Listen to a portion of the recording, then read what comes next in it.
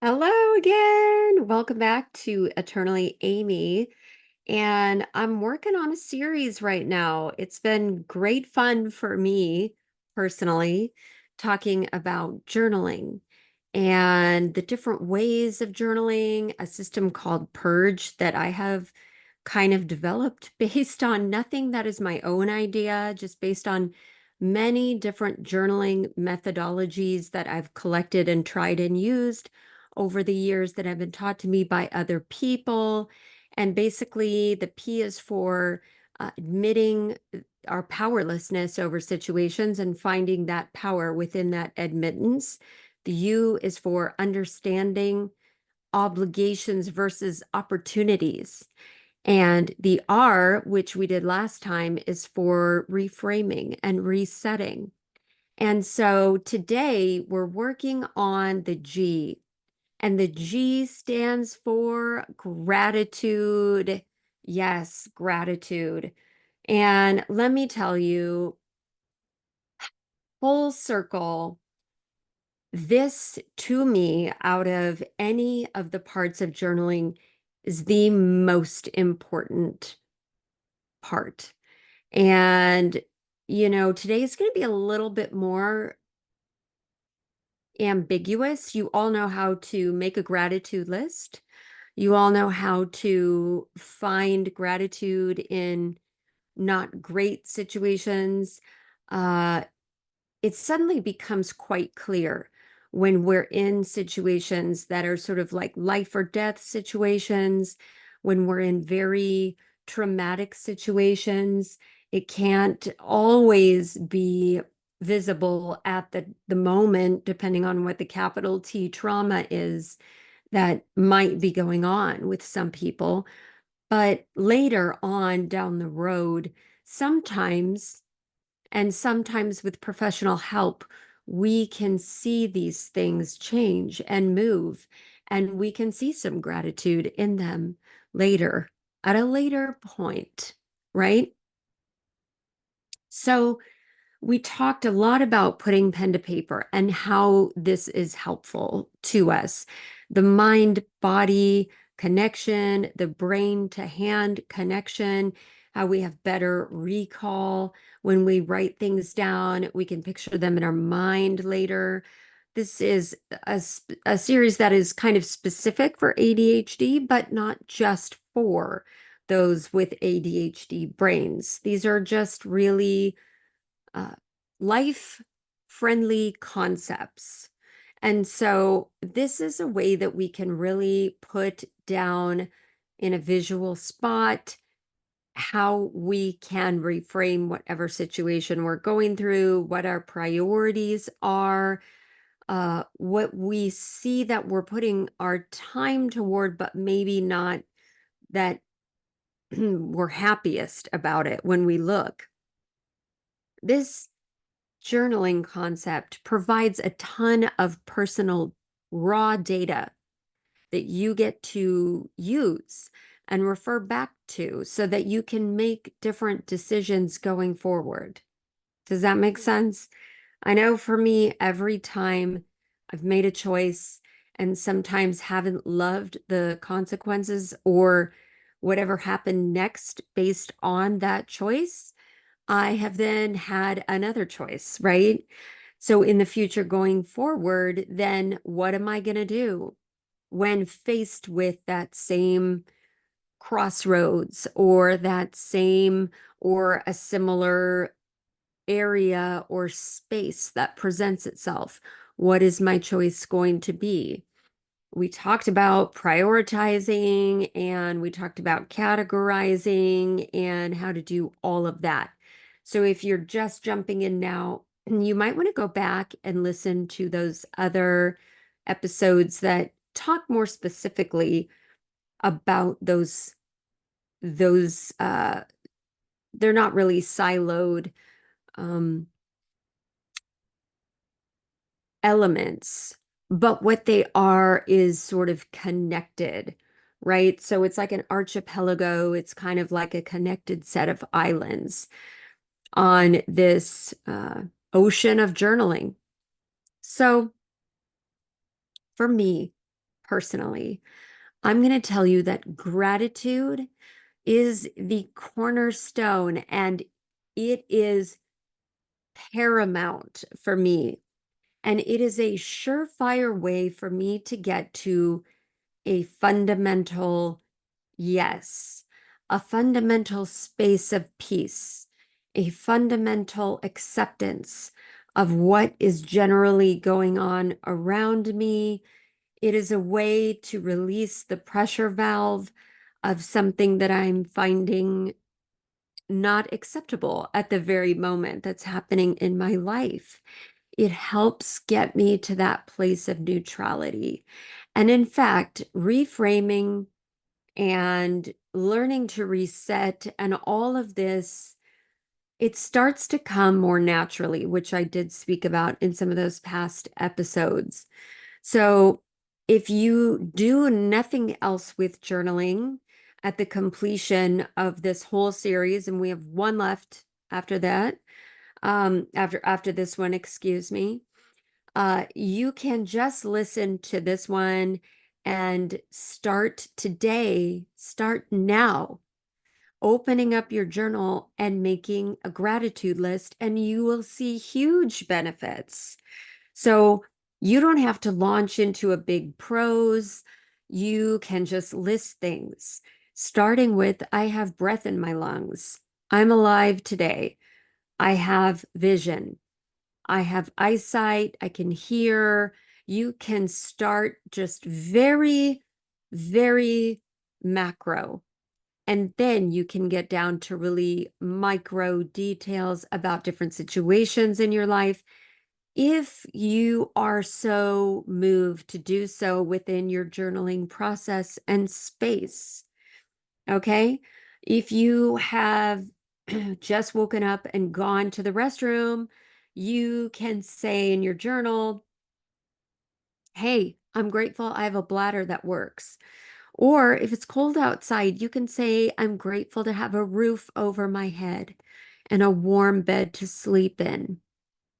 So if you do need help and direction, what you can do is think about yesterday.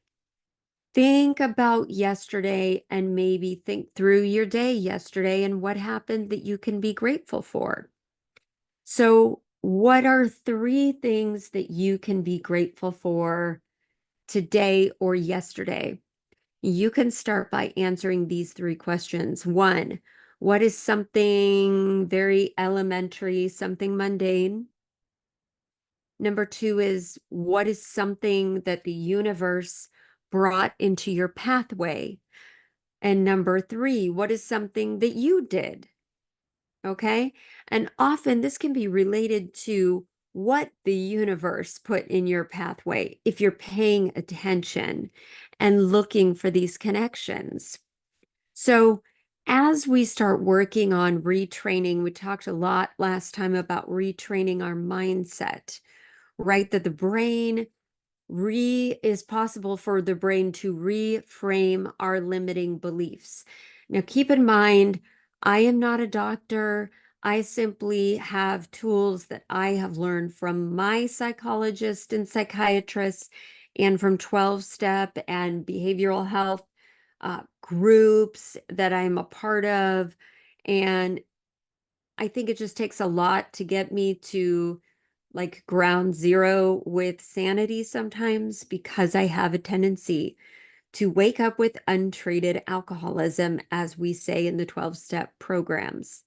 Okay, so when we start retraining our brain to let go of those limiting beliefs and not firstly assume something negative, right? Because the brain loves to do that, right? It is this gratitude that often becomes a vehicle or a healing balm for our entire system. So our mind, body, soul, our physicality and our mental and emotional sobriety. So it's not a huge leap to go from being able to retrain those negative thoughts to actually being grateful. It seems like it is, but it's not.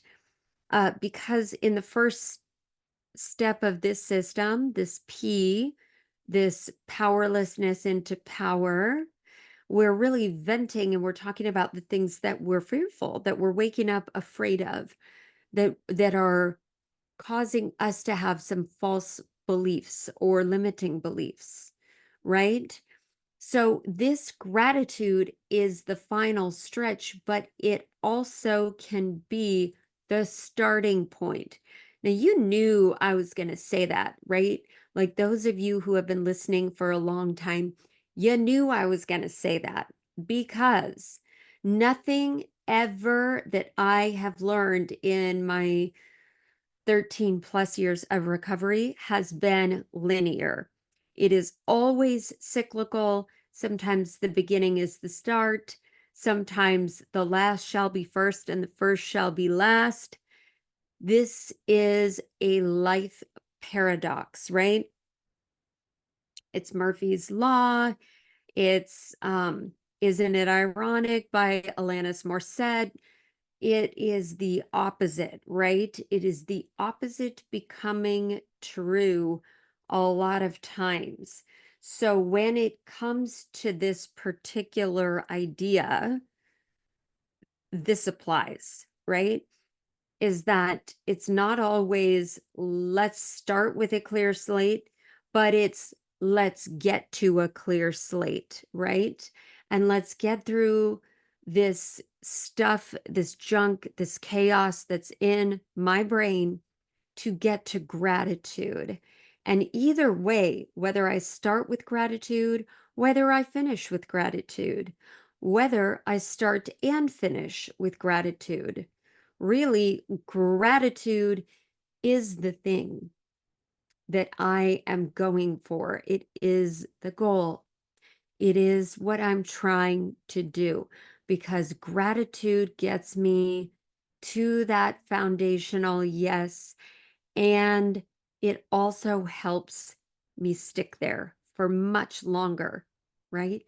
I will go about my day if I haven't gotten into gratitude yet, and I will see that person or I will hear that thing on the news that I really don't want to hear because immediately it's like a rubber band snapping back, like, oh, no, no, no, not that person again, not that, political stance again, not that this, whatever. And I forget it is my knee-jerk reaction. And it takes just a little bit of fine tuning, a little more work to just go, okay, all right, nope. Remember, I'm not going to engage in those thoughts. My first thought, I'm not responsible for, but I am responsible for my second thought. So I just have to take a few more steps to talk myself through that. But gratitude is this weird mystery healing balm. And I'm wondering if any of you had like a grandmother growing up who had like Neosporin or some kind of like tiger balm or something, and it was like their cure-all. And this is kind of something they used to do in the old days, right? Just throw some whatever on it, right? In the movie My Big Fat Greek Wedding, right? It's Windex. Like they're obsessed with the whole idea of the Windex will solve all the problems. It's kind of like that. Gratitude is kind of like that. It is the one thing that I personally have found that just gets my head above water when I feel like I am drowning, right? I'm going to share with you a couple personal examples. And the first one is in 2018 when I was in the hospital with acute non-ischemic cardiomyopathy. There was a lot of stuff going on. There was a lot of jargon, there were a lot of tests, there was a lot of talk. A lot of doctors were coming in and out of my hospital room, and there wasn't a lot to be grateful for at that moment, cognitively speaking. I had an ejection fraction of 7%, That is SEVEN%, which is basically a heart function a little bit above death. It is not conducive to life, is what my heart failure doctor at the UW told me. And I had contracted a virus, and we're not sure when. Before I went to Spain, after I went to Spain, nothing against Spain. It's a beautiful country. It has nothing to do with Spain. It just was at that time when this occurred, okay? And so I developed severe scar tissue on my heart. My MRI was pretty messed up, let me tell you. And yet, here I was trying to explain to my doctors that the support that I really needed in order to physically get better was the support from my mental health professionals, right? I needed my emotional support system. I needed my meetings. I needed my 12-step friends. And these doctors were medical doctors. And of course, they're not buying it because I was literally at death's door. So they were mostly concerned, obviously, with me living to see another day. And that was just a matter of will for them. They were like, yeah, no, no, this is not a thing. This mental and emotional piece is important, but it is not as important as this physical piece. And to explain to them that it was connected at a level that was deeper than I had language for me as a patient, was extremely difficult, right? I really had trouble explaining this to the doctors. And I think they were like, well, that's nice, but really, we're here to save your life. Okay. And all of this, I mean, it was a tumultuous time. Even looking back on it now, as I'm recalling this, it was a matter of how would I respond to the medication that they're giving me over time? How would this combination of medication, rest, and precautions shake out over the next few months? Were those things going to be enough to take the pressure off of my heart so that it could begin to function at a higher level and heal, right? These were unanswerable questions. And I was told by my cardiologists that whatever my ejection fraction ended up being at a year's time, so once I passed that year's mark, of medication, of rest, whatever my ejection fraction was, which is determined by ultrasound, by the way, and well, echocardiogram, but it's like a big ultrasound if you haven't had one. Um, and and it is also subjective. So in other words, you're going to have a radiologist, not a, yeah, I guess it's a radiologist, somebody who reads the ultrasound is determining what the ejection fraction is based off of their, the measurements that the tech takes. So, okay, so I've got all that information. And in 4 or 5 days' time, I was stable enough to go home.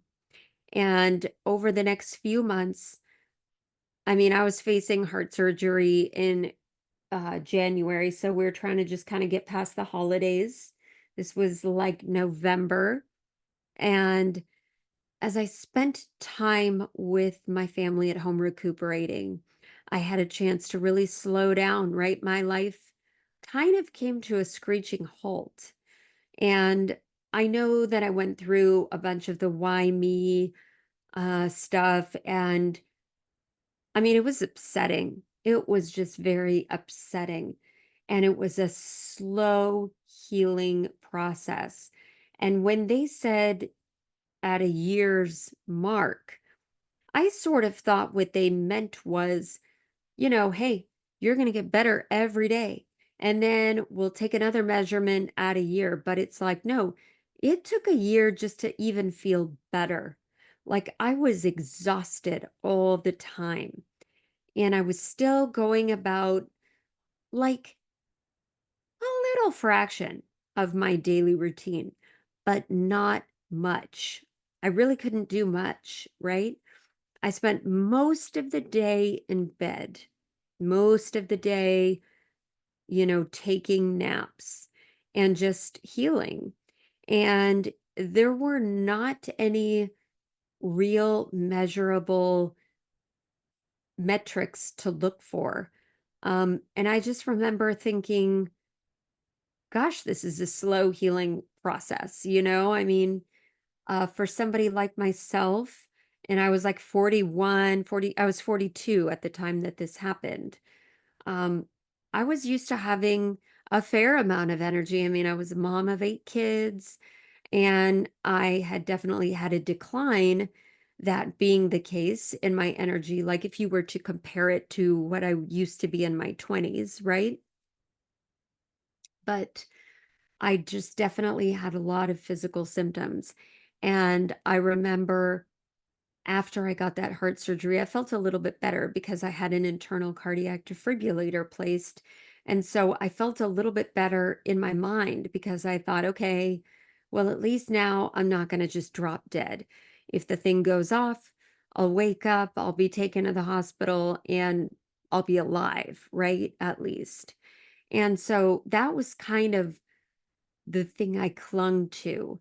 But being around my family, having friends come over, uh, focusing on the things that really, really mattered, my recovery and the way I see the world, and my connection with my higher power, the loving support of my husband, the smiles from my kids, the hugs from my kids, um, all the people from my 12-step community who brought me meetings to my house. I mean, that stuff was invaluable. It was absolutely invaluable. I mean, these are like the worst times of my life, right? And I found that I was so grateful for all of those things. And I had doctor's appointments with my mental and emotional teams, and they walked me through processing a lot of this. And I could not, I believe, have healed physically as well as I did without all of that.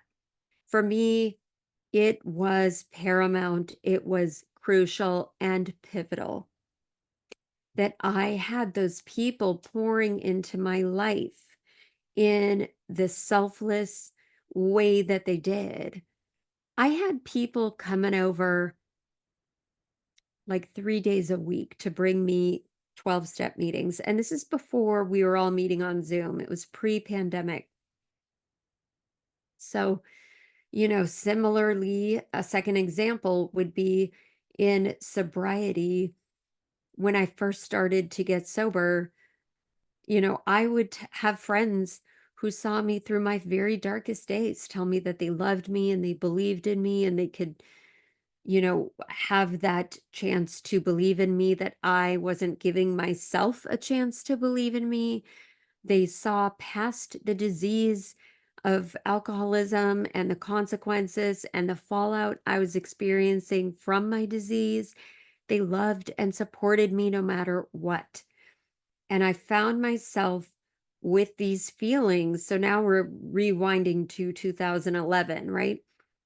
Um, I found myself with these feelings of thankfulness. And I realized over time, this is gratitude. This is what it is. My mom moved in with us. She made dinner for us every night. She got my kids to school in the morning. My best friend came, picked me up, brought me to my probation officer. She also brought me to the victims panel that I had to attend as a result of my DUI. And she didn't have to do that. She quit drinking before She had all these legal consequences the way that I did. She did not have to do that stuff, but she came and did it anyway. And the level of the feeling of thankfulness that I had finally revealed itself to me as like, oh, wait, this is gratitude. This is unimaginable gratitude. It is the grace of my higher power that I am receiving from other people. And I was just so grateful for these things because they were sacrifices that other people were making on my behalf. And the thing about alcoholism that is super weird is if anybody says, hey, I have cancer, everyone immediately rushes to their aid and feels sorry for them. But when someone is recuperating from drugs or alcohol addiction, you don't find those people rushing to you. It's more of a backing away, right? Like, oh, I don't want to get too close to that because that person is really messed up, or that person might have something that, I don't believe is really a disease, even though it's been proven and has been part of the medical dictionary. It's been in the medical dictionaries and since the 1960s. But, it is those people who will rush in and stay by your side and provide that support when they don't have to, and maybe they don't even want to. And I think of my husband when I say that, like, yeah, that was tough for him. It was tough to weather. And, you know, basically, I needed to be held up by people at that time so that I could convalesce. But I didn't have the vocabulary to speak that out. I didn't know how to do it. I didn't know that that's what I needed. In fact, I thought what I needed at that time of getting sober was for everyone to just get off my back. I really did not realize that I needed people in my life.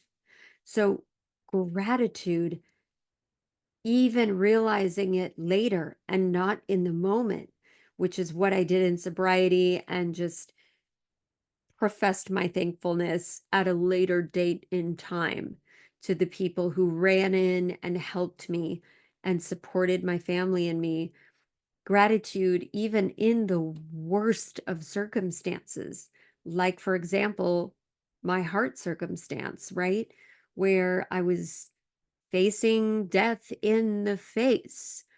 Gratitude is like, for me, the absolute stable platform, stable foundation, stable everything. And I've got to be able to find it. And there are still some things in my life that I fear happening. And I fear if those happen, I know it's going to be ridiculously challenging slash impossible to find things to be grateful for. And I know that I'll probably not be able to find those things immediately. Okay. But I also know that I have to, in my mind, me as a person, be able to make some kind of connection as to why my spirit was allowed to experience these things, whether or not there's a separate chapter unfolding for me that contains things that I couldn't have um, gotten to any other way, people to reach, others to walk alongside that pathway with and say, hey, I've been here too. Whatever it is, that gratitude is the engine, it is the fuel, it is the power that we get out of the powerlessness, at least for me, for this individual. All right, we finish off next time. So, as always, be kind, rewind. Thank you for the honor of your time. It means so much to me, and I'm so grateful for it. Take what you like and leave the rest behind.